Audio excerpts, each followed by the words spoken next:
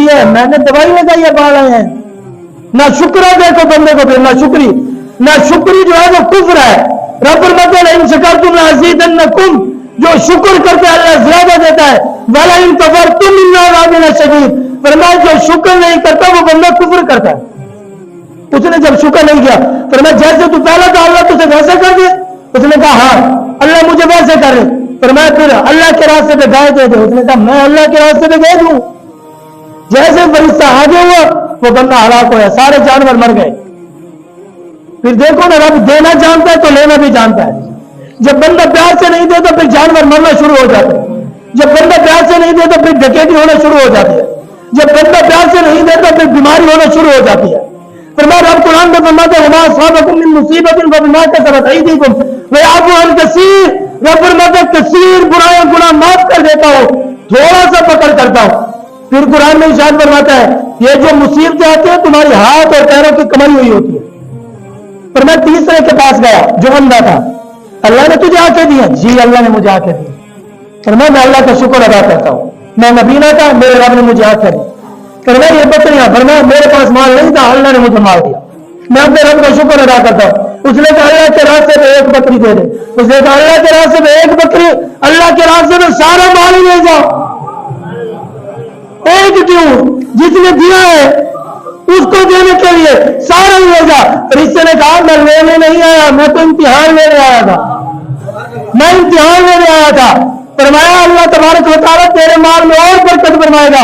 رب کو بکری کی ضرورت نہیں ہوتی, بندے کی نیت دیکھتا ہے رب, اس کی نیت دینے والی ہے یا نہیں. آخری مسئلہ سماعت فرماؤ, فطرانہ جلدی ادا کرو.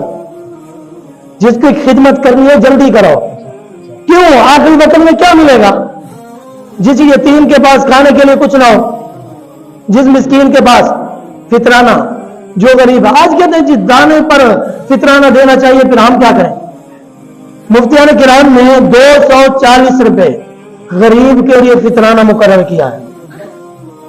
غریب کے لیے 240 روپے, اور کوشش کریں زیادہ دیں. اور اس کا دینے کا فائدہ کیا؟ لوگ کہتے ہیں ہم دیں گے ہمیں ملے گا کیا؟ فرماتے ہیں یہ جو روزے ہم رکھتے ہیں نا, اس کے اندر ہم غلطیاں کرتے ہیں, کوتاہیاں کرتے ہیں, غیبت کرتے ہیں, فرمایا بہت سارے جھوٹ بولتے ہیں. میں نے پچھلے دن وہ مسئلہ بیان کیا, میں نے کہا روزے کے ساتھ جھوٹ بولنا جائز ہے, یہ مسئلہ تھا. بلکہ روزے کے ساتھ بندہ جھوٹ بھی نہیں بول سکتا. فرماتے پھر انہوں نے کہا 240 روپے آپ فطرانہ ادا کریں گے, اور جلدی ادا کریں گے. ہمارا روزہ جو ہے اسی کے ساتھ, یعنی جو غلطیاں کوتاہیاں کرتے ہیں, فرمایا یہ صدقہ دے کر ہم اپنا روزہ بچا لیتے ہیں. اور دوسرے بندے پر کیا ہے, جس کو اللہ نے مال زیادہ دیا وہ 700 روپیہ فطرانہ دے. کتنا؟ 700. جو حساب سے 700 بنتا ہے وہ 700 دے. جس کے پاس تھوڑا مال زیادہ ہے, جو اچھا کھاتا پیتا ہے وہ 700 دے. 250 240 پہ نہ کھڑا رہے. تیسرا بندہ جس کو اللہ نے مال زیادہ دیا, یعنی جن کی پراپتی لاکھوں میں ہے, ان کے لاکھوں میں ہے تو وہ 200 فطرانہ نہیں دے گا. ان کے لیے چاہیے کہ وہ بندہ 6000 روپیہ فطرانہ ادا کرے. اور دوسرا اس سے جو زیادہ ہے کروڑوں والا, فرمایا اس کے لیے کیا ہے, وہ اجوا خروج کھجور کے مطابق 19000 روپیہ ایک بندے کا فطرانہ ادا کرے. سب کے لیے برابر نہیں ہے. یہ نہ کہ غریبوں کے لیے امیروں کے لیے برابر نہیں ہے. ہر بندہ یہ نہ کہ غریب کیونکہ 200 دے رہے میں بھی 200 دوں گا, تو کیوں 200 دے گا؟ تمہیں اللہ نے لاکھوں دیے ہیں, اور تو بھی ان کے ساتھ جن کی 100 روپیہ 500 روپیہ جاری ہے ان کے ساتھ ملنا چاہتا ہے. نہ تو نکالنا 6000 روپیہ اور دینا بھی اس کو چاہیے. اور یاد رکھنا رب قرآن میں فرماتا ہے تمہارا مال پاکیزہ لوگ کھائیں, شرابی کو نہ, زانی کو نہ, چور کو نہ, بدکار کو نہ. جی میری تو ان کے ساتھ رشتہ داری ہے, وہ بندہ مجھے جانتا ہے اس کو دوں گا, اس کو نہیں دے سکتا. پہلی شرط ہے جو رشتہ دار ہے قریبی, ان پر ڈبل ثواب ہے. 5 دن اس لیے لیا ہے, مسئلہ بھی وضاحت فرما ہے. انشاءاللہ ٹائم پر پڑھیں گے, آج مسئلہ سمجھ آ جائے تاکہ جلدی دیں اور آپ جلدی انعام حاصل کر لیں. پہلے رشتہ دار ہیں جو قریبی ہیں ان کو دیں, ان کا خیال رکھیں. اور جن کے ساتھ آپ کی دشمنی ہے, جن کے ساتھ آپ بولتے نہیں ہیں, جن کو دیکھنا پسند نہیں کرتے, ان لوگوں کو دیں, ڈبل ثواب ہے. بلکہ اگر دینا کس طرح, عید کا تحفہ لے کر جائیں, اسے یہ نہ کہے کہ میں آپ کو جو زکات دے رہا ہوں, اس کو کہیں میں تحفہ دے رہا ہوں, نیت یہ ہو میں زکات دے رہا ہوں, ادا ہو جائے گی. پر میں آپ ایسا کریں, رات کو جائیں, جن کے ساتھ دشمنی ہے ان کے گھر میں مال پھینک ہے, بڑا مشکل کام ہے. تاکہ وہ خوش ہو جائے میرے گھر میں مال آ گیا. جن کے ساتھ دشمنی ہے اس کو مال دے گے, صدقہ دے گے یا صدقہ فطر دیں گے, اللہ آپ کو ڈبل ثواب دے گا. ایک تو صدقے کا ثواب, دوسرا آپ کو صلہ رحمی کا ثواب, تیسرا جو قریب رہنے والے پڑوسی ان کا خیال ہے. زکوٰۃ نہ صدقات نہ اس سے ہٹ کر بھی خدمت کریں. یار یہ مہینہ سال بعد آتا ہے, سال بعد آتا ہے, ایسے کر کے رہیں گے تو اللہ ایسے کر لے. پھر حضرت اسما سے حضور نے کہا اگر گن گن کر دو گے نا رب کے راستے میں, رب بھی آپ کو گن گن کر دے گا.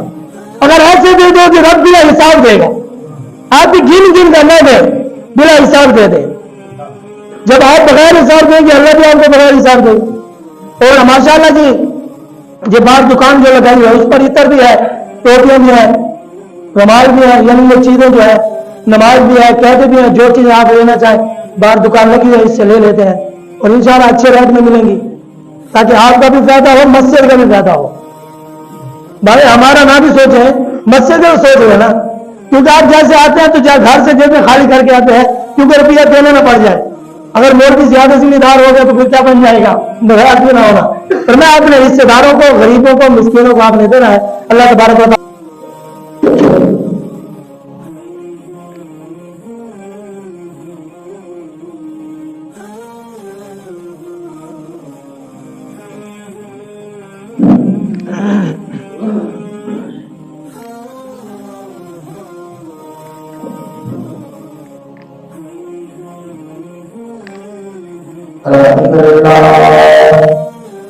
الحمدللہ رب العالمین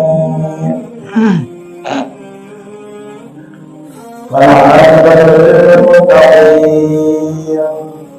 والصلاة والسلام علی سید المرسلین اما بعد فاعوذ باللہ من الشیطان الرجیم بسم الله الرحمن الرحيم إنما الصدقات للفقراء والمساكين والعاملين عليها والمؤلفة قلوبهم والغالبين في سبيل الله وابن السبيل فريضة من الله والله عليم حكيم. آمنت بالله صدق الله العظيم. إن الله وملائكته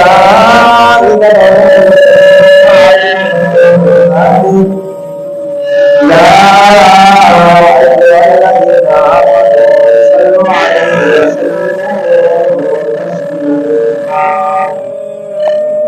اللهم صل على سيدنا ومولانا محمد وعلى آل أصحاب سيدنا ومولانا محمد وبارك وسلم عليه. الصلاة والسلام عليك يا سيدي يا رسول الله. الصلاة والسلام عليك يا سيدي يا حبيب الله. الصلاة والسلام عليك يا سيدي يا نبي الله وعلى آلك وأصحابك يا سيدي يا رحمة العالمين. الصلاة والسلام عليك يا سيدي يا جد الحسن والحسين. زمین و زمان تمہارے مدینہ مکان تمہارے لیے زمین و زمان تمہارے لیے مدینہ مکان تمہارے لیے چوری نو چورا تمہارے لیے روزہ تمہارے لیے دار میں زبان تمہارے لیے بدن ہے جان تمہارے لیے ہم آئے تمہارے لیے اٹھے دیوان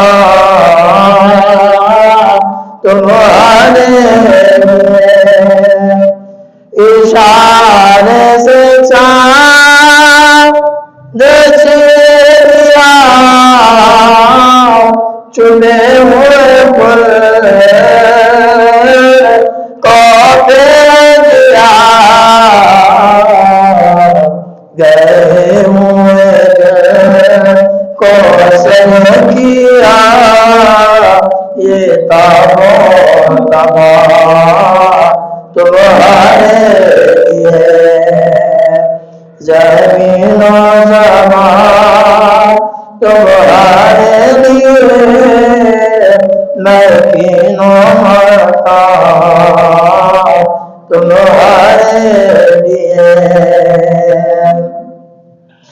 سدا وہ چلے کہ پل پلے وہ بھول کیے کہ دلوں بڑے لیوا کے پہلے سنا دے پھولے رضا کی دبان تمہارے لیوا کے پہلے سنا دے پھولے ہم سب کی زبان تمہارے عطائے عالم فیوز عجب بغیر طلب یہ رحمت رب ہے کس کے سبب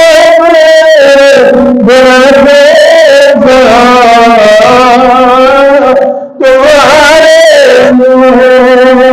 زمین و زمان تمہارے لیے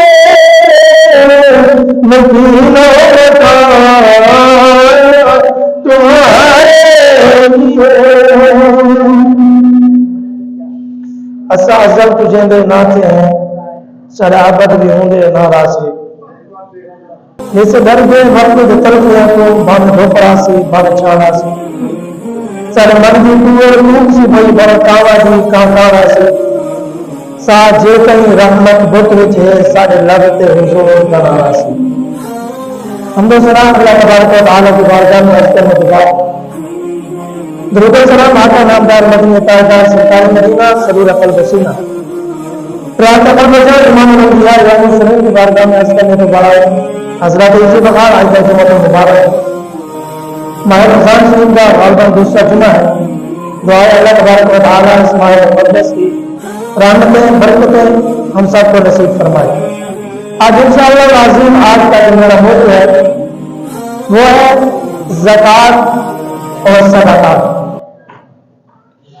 سب سے پہلے جو آیات کریمہ میں نے آپ کے سامنے پڑھنے کا شرف حاصل کیا ہے اس کا ترجمہ سماعت فرمائے یہ 10واں پارہ ہے سورۃ التوبہ آیت نمبر 7 ہے کرتا رہے ارشاد فرماتا انما الصدقات للفقراء والمساکین والعاملین علیہا والمؤلفۃ قلوبهم وفي الرقاب والغارمین فی سبیل اللہ وابن السبیل فریضۃ من اللہ واللہ علیم حکیم زکوٰۃ تو نہیں لیکن زکوٰۃ تو انہی لوگوں کے لیے ہے جو محتاج اور نادار یتیم مساکین انسان کی اسلام میں الفت دی گئی گردنیں چھوڑنے والے اللہ کی راہ میں مسافر کو ٹھہرایا ہوا اللہ علم و حکمت والا ہے یعنی زکوٰۃ انہی لوگوں کے لیے ہے جو محتاج ہیں مساکین ہے زکوٰۃ جمع کر کے لائی جائے آگے ارشاد فرمایا جن کے دلوں کو اسلام سے الفت دی جائے اور غلام آزاد کرنے میں اور قرض داروں کو اور اللہ تعالیٰ کی راہ میں مسافروں کو ٹھہرانے والوں کو اللہ تعالیٰ علم و حکمت والا ہے. یہ آپ نے آیات کا ترجمہ سماعت فرمایا. اس آیات کے اندر اللہ تبارک و تعالیٰ نے خود فیصلہ فرمایا ہے 8 قسم کے لوگ ہیں جن کو زکوٰۃ دی جا سکتی ہے. ان 8 لوگوں کا ذکر اللہ نے اس ایک آیات کے اندر بیان فرمایا ہے. 8 لوگ کون ہیں جن کا ذکر اللہ تبارک و تعالیٰ نے.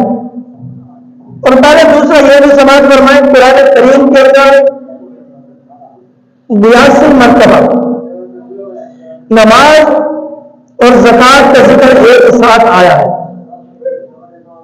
یعنی رب نے 82 مرتبہ قرآن کریم کے اندر فرما دیا کہ تم زکوٰۃ دو، زکوٰۃ ادا کرو.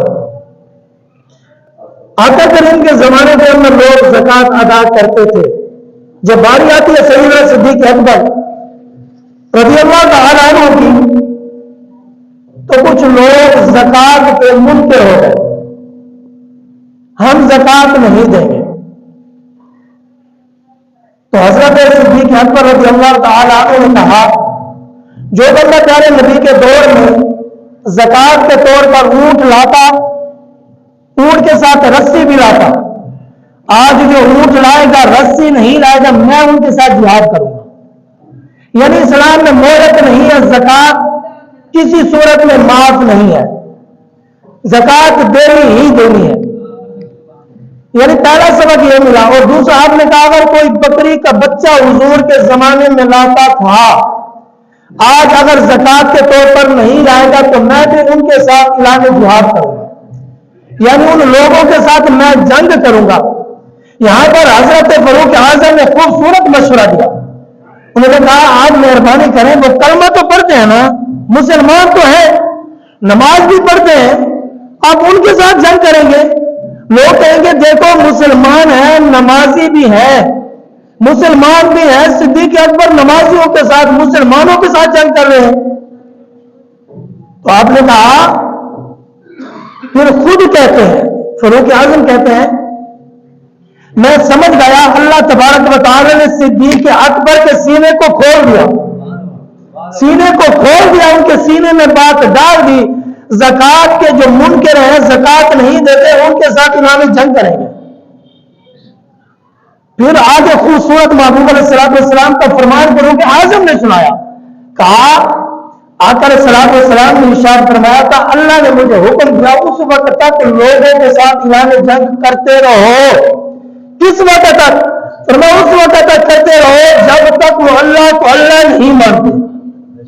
دوسرا جب تک رسول اللہ کو اللہ کا آخری نبی نہیں مانتے. تیسرا فرمایا جب تک وہ نماز قائم نہیں کرتے.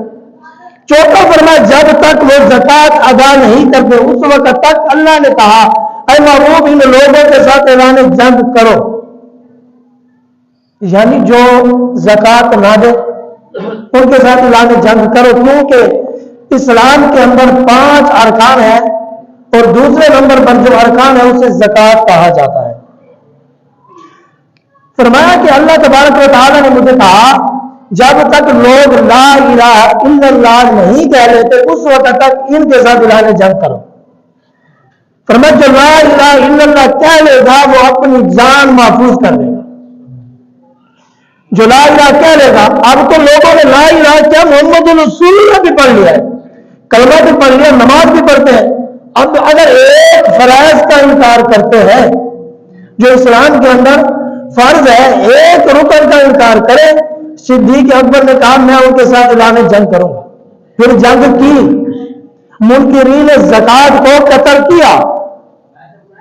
فرمایا بہت سارے لوگ کلمہ پڑھنے کے بعد کافر ہو گئے، منکر ہو گئے زکوٰۃ دینے کے. کیوں؟ فرمایا ٹھیک ہے ہم نے کلمہ پڑھا، مسلمان ہو گئے، اس کے بعد اب اسلام ہمارا پیسہ بھی لینا چاہتا ہے، اسلام کو مال کی ضرورت پڑ گئی ہے، اب ہم مال بھی دیں. فرمایا جب مال کی باری آئی تو بہت سارے لوگ منکر ہو گئے.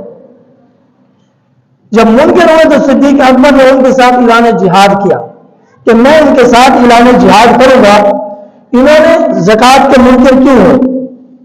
اور آگے رب ارشاد فرماتا ہے خذ من اموالہم صدقۃ تطہرھم وتزکیہم بہا وصلی علیہم ان صلاتک سکن لہم۔ آگے ارشاد فرمایا واللہ سمیع علیم۔ یہ سورۃ التوبہ ہے، آیت نمبر 103 ہے۔ پہلے جو میں نے آیت پڑھی وہ آیت نمبر 7 ہے۔ فرمایا محبوب ان کے مال میں سے زکوٰۃ تحصیل کرو، رب نے حکم دیا ان کو کہو اپنے مال سے زکوٰۃ نکالے جس سے تم انہیں ستھرا اور پاکیزہ کرو، یعنی جیسے یہ زکوٰۃ ادا کریں گے ان کا مال ان کے لیے پاک اور صاف ہو جائے گا۔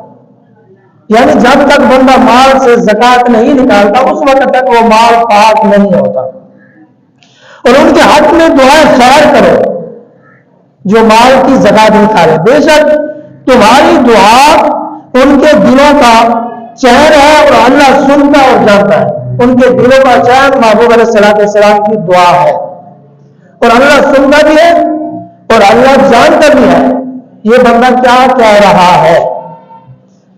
ہمیں اس آیات سے یہ درس ملتا ہے اگر چاہتے ہو تم محفوظ ہو جاؤ، تمہارا مال محفوظ ہو جائے، اللہ تبارک و تعالیٰ کے محبوب فرماتے ہیں اگر تم بچنا چاہتے ہو، یہ قرآن کی آیات کا ترجمہ ہے، تمہارا مال پاکیزہ طیب طاہر اس وقت ہوگا جب تم زکوٰۃ نکالو گے۔ یہ تھا مسئلہ، آپ نے سماعت فرمایا۔ ترجمہ آگے چلتے ہیں کہ آگے کیا ارشاد فرمایا؟ جو لوگ زکوٰۃ نہیں نکالتے ان کے بارے میں کیا حکم ارشاد فرمایا؟ حضرت ام عائشہ صدیقہ رضی اللہ تعالی عنہا مومنوں کی ماں فرماتی ہے فرمایا جو بندہ زکوٰۃ نہیں دیتا، زکوٰۃ نہ دینے کے بارے میں کیا ارشاد فرمایا؟ جو لوگ اللہ تعالیٰ کے مال سے دیے ہوئے مال سے اس کی زکوٰۃ نہیں دیتے، قیامت کے دن اس مال کے ذریعے انہیں عذاب دیا جائے گا۔ جو مال آج انہیں سنبھال کے رکھنا ہے، بڑا پیار کرتے ہیں، اسی مال کے ذریعے انہیں عذاب دیا جائے گا۔ فرمایا آگے ارشاد فرمایا قیامت کے دن وہ مال گنجے صاحب کی شکل اختیار کر جائے گا اور وہ مال کہے گا میں تیرا مال ہوں۔ اس بندے کو دسے گا اور کہے گا میں تیرا مال ہوں، تیرا خزانہ جو تو نے گن گن کر رکھا تھا۔ آگے ارشاد فرمایا قرآن کریم کے اندر اللہ رب العالمین حکم الحاکمین کی ارشاد فرماتا ہے وَلَا يَحْسَبَنَّ الَّذِينَ كَفَرُوا سَبَقُوا إِنَّهُمْ لَا يَحْتَسِبُونَ۔ فرمایا جو مال خرچ کرنے میں بخل کرتے ہیں ان لوگوں کا ذکر فرمایا۔ فرمایا وہ مال قیامت کے دن ان کے لیے عذاب بن جائے گا، بلکہ ان کے لیے وبال بن جائے گا۔ کیوں؟ انہیں مال خرچ کرنا چاہیے۔ آپ نے یہ سماعت فرمایا آگے حضرت عمر فاروق رضی اللہ تعالیٰ عنہ نے کہا فرمایا آقا علیہ الصلوۃ والسلام نے جب ارشاد فرما دیا، اور دوسری حدیث مبارکہ حضرت عبداللہ بن عباس رضی اللہ تعالیٰ عنہ اس حدیث کے راوی ہیں، فرماتے ہیں آقا علیہ الصلوۃ والسلام نے حکم دیا، اللہ تعالیٰ کی طرف سے حکم دیا ان لوگوں کو، فرمایا اس وقت تک فرمایا ان کے ساتھ یاد کرو تین چیزوں کا پھر ذکر فرمایا۔ فرمایا وہ اللہ کی نماز بھی پڑھے، زکوٰۃ بھی ادا کرے۔ حضرت معاذ رضی اللہ تعالیٰ عنہ کے بارے میں جب وہ جاننے لگے آقا علیہ الصلوۃ والسلام نے کہا تم فیصلہ کیسے کرو گے؟ انہوں نے کہا قرآن کے مطابق۔ فرمایا پہلے انہیں کہنا ہے تم ایک اہل کتاب کے پاس جا رہے ہو، انہیں کہنا ہے کہ اللہ تبارک و تعالیٰ کو مانے، پھر اللہ تبارک و تعالیٰ کے محبوب کو مانے، پھر انہیں کہنا ہے کہ نماز جو ہے نا دن میں 5 وقت کی اللہ نے فرض کی ہے۔ فرمایا جب وہ یہ مان لے ان کے بعد کہنا کہ پھر زکوٰۃ بھی ہے۔ فرمایا جب وہ زکوٰۃ کے لیے مان جائیں کہ ہم زکوٰۃ بھی ادا کریں گے، نماز بھی پڑھیں گے، پھر آقا علیہ الصلوۃ والسلام نے ارشاد فرمایا یاد رکھنا ان کے پاکیزہ مال سے تم نے کچھ نہیں لینا، اور فرمایا مظلوم کی بد دعا سے بھی بچنا ہے۔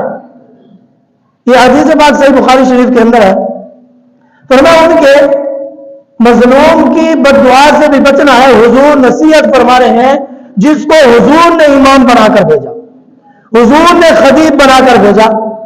فرمایا فلاں شہر میں جاؤ، وہاں امامت کراؤ، نماز پڑھاؤ، امام مقرر کیا۔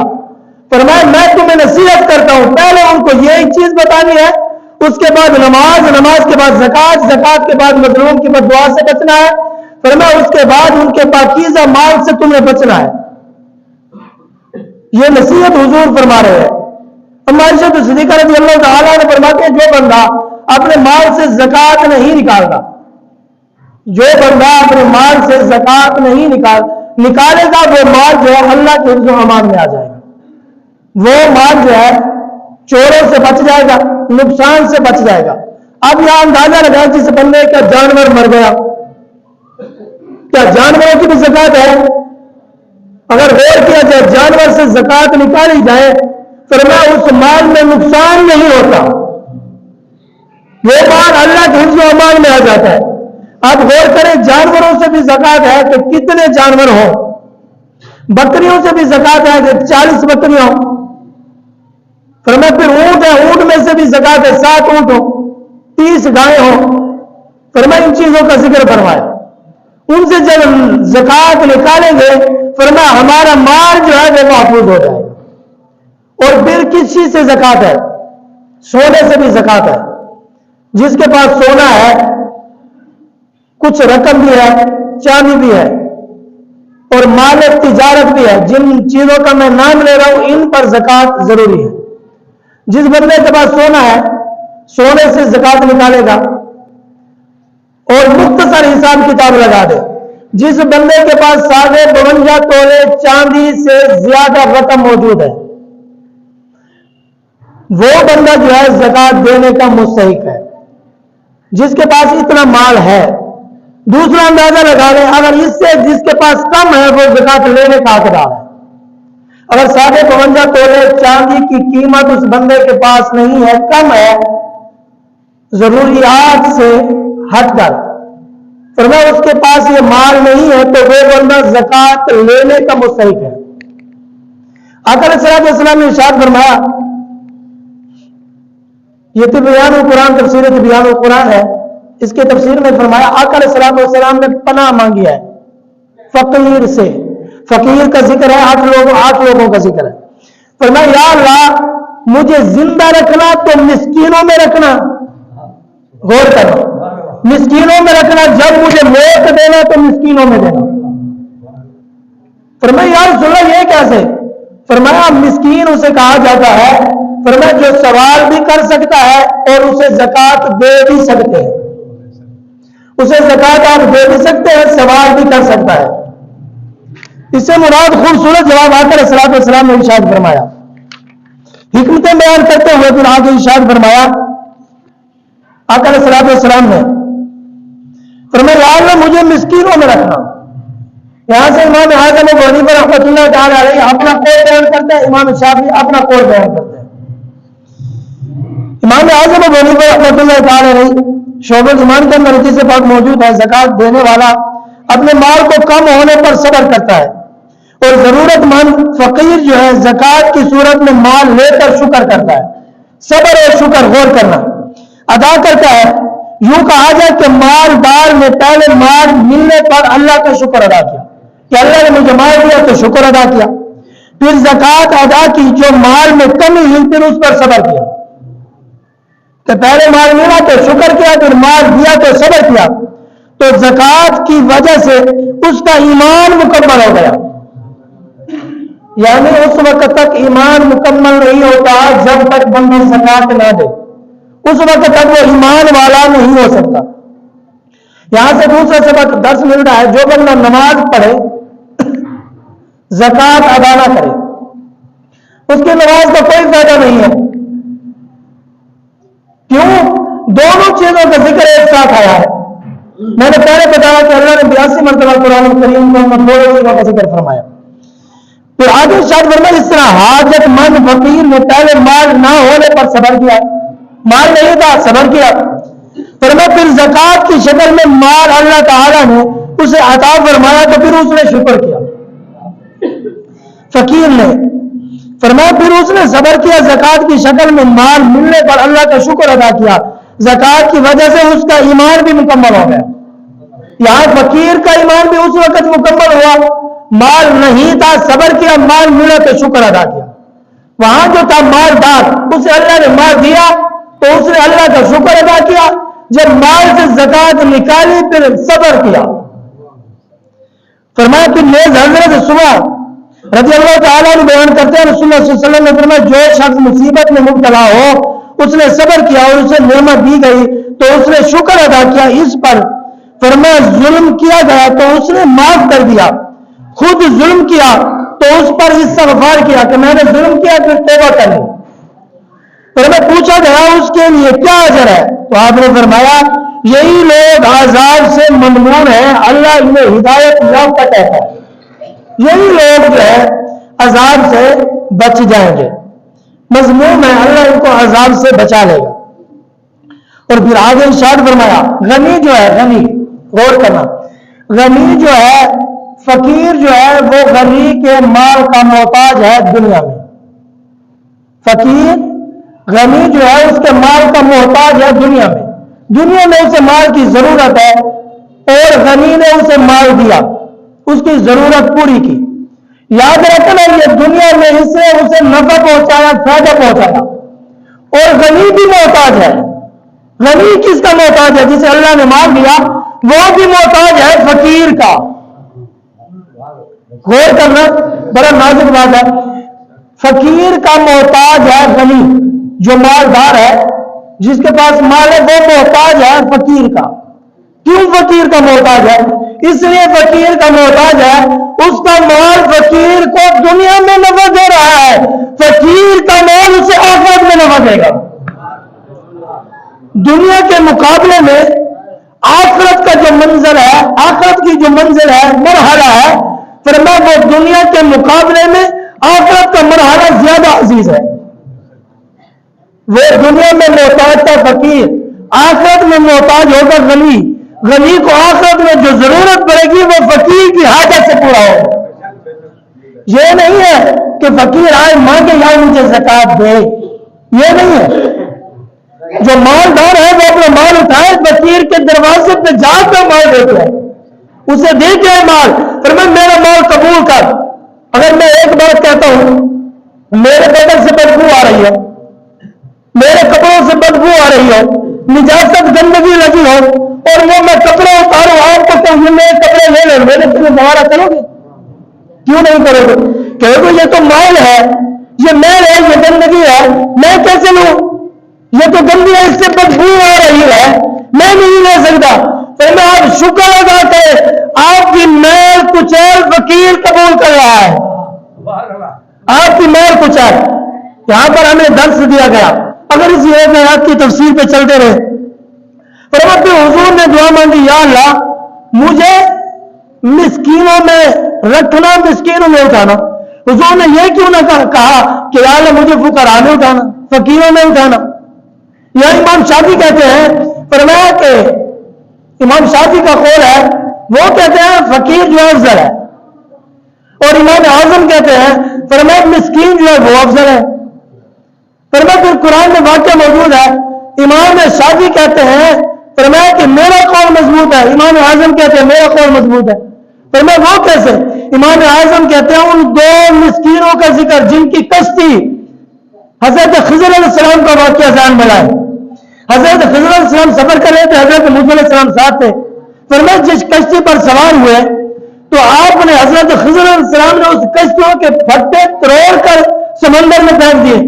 حضرت موسیٰ علیہ السلام نے کہا یہ بڑی عجیب بات ہے، انہوں نے ہمارا خیال کیا، ہم سے کرایہ نہیں لیا، آپ نے ان کا نقصان کر دیا، انہوں نے کرایہ نہیں لیا تو آپ نے ان کا نقصان۔ حضرت خضر علیہ السلام نے کہا، فرمایا آپ اس بات کو نہیں سمجھیں گے، میں وضاحت نہیں کرتا۔ حضرت خضر علیہ السلام نے کہا یہ جو بچے ہیں یہ یتیم ہیں، آگے ظالم بادشاہ بیٹھا ہوا ہے، جو کشتی صحیح ہوتی ہے وہ ظالم بادشاہ وہ کشتی لے لیتا ہے، اگر کشتی کے اندر عیب ہوگا بادشاہ کشتی نہیں لے گا، یہ یتیم اپنی روزی کرے گے، ہمیں دعا کریں گے،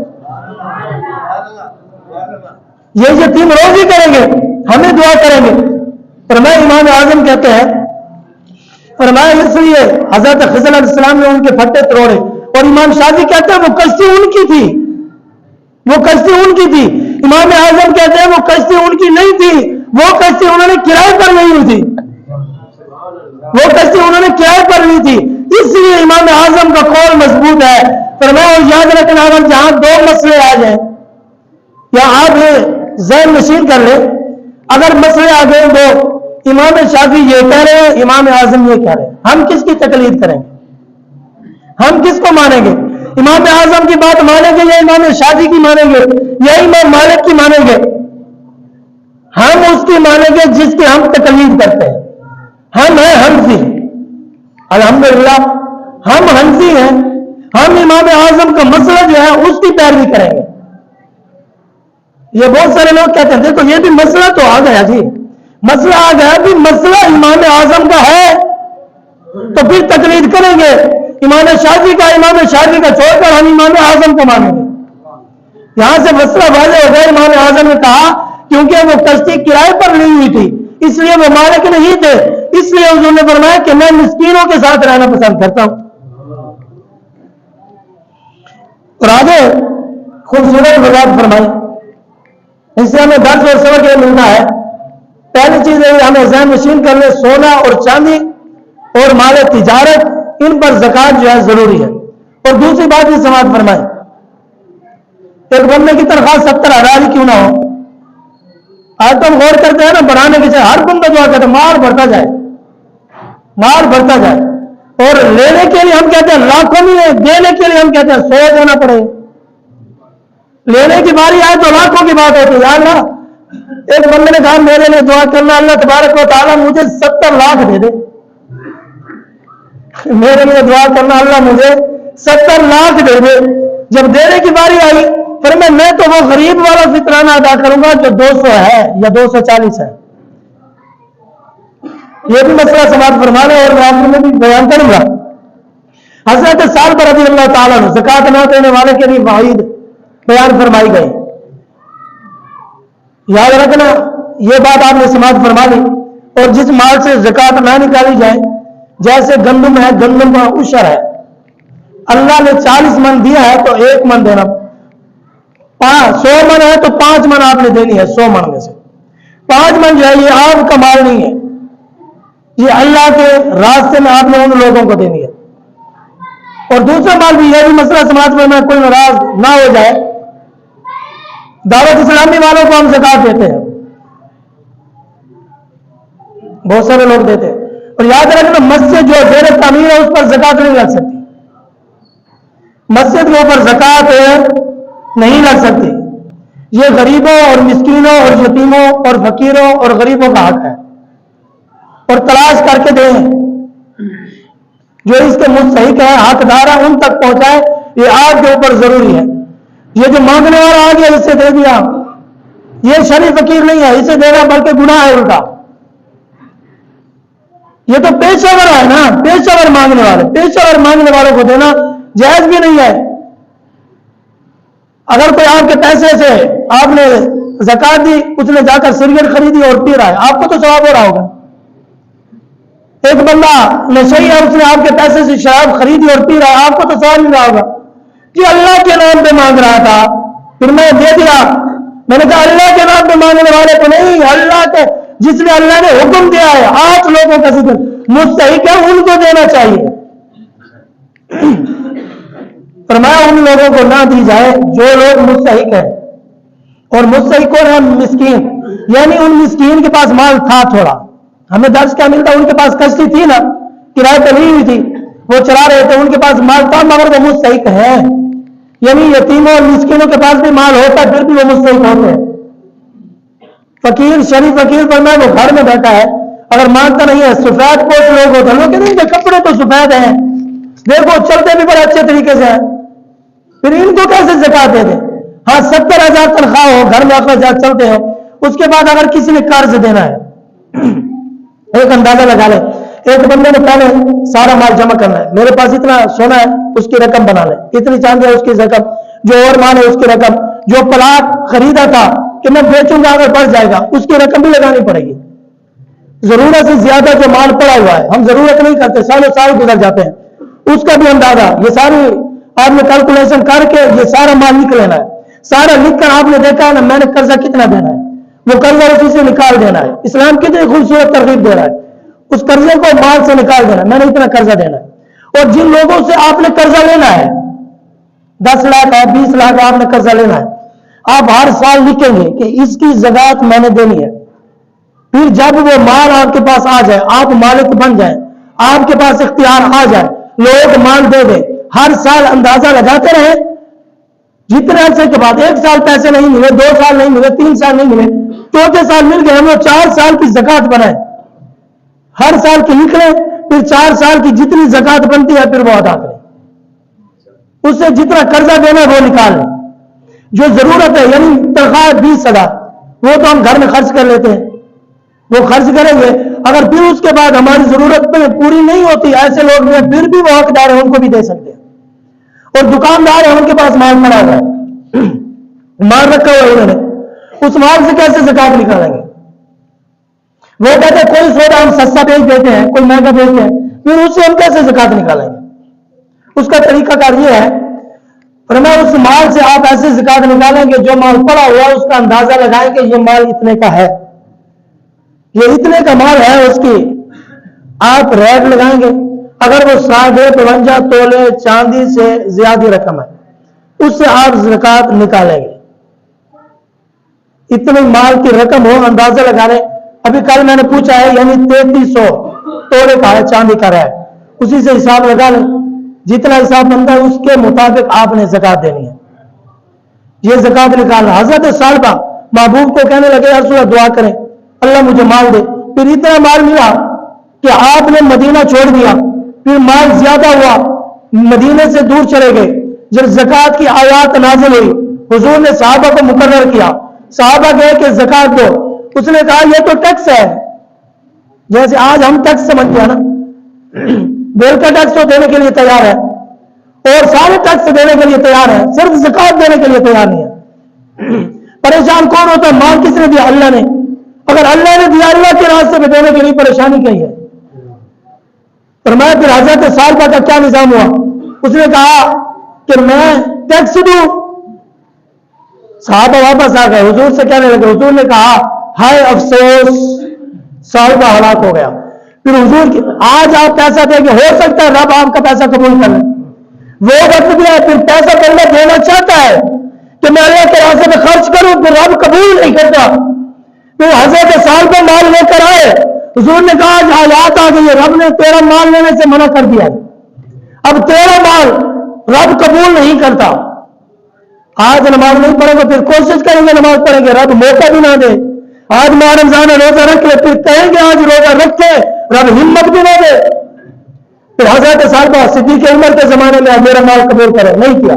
فاروق اعظم کے زمانے میں آئے، حضور کی بارگاہ میں قبول نہیں کیا گیا. پھر حضرت عثمان غنی کے زمانے میں وہ ہلاک ہوئے. پھر 3 بندے اور بھی تھے، ایک گنجا تھا، ایک اندھا تھا، ایک کوڑ کی بیماری والا. اللہ نے مال دیا، جیسے مال ملا. کیا پسند کرتے ہو؟ میں بکریاں. اللہ نے بکریاں دے دی. تو کیا پسند کرتا ہے؟ فرمایا میں اونٹ پسند کرتا ہوں، اونٹ دے دیے. تو کیا پسند کرتا ہے؟ میں گائے پسند کرتا ہوں، دے دیے.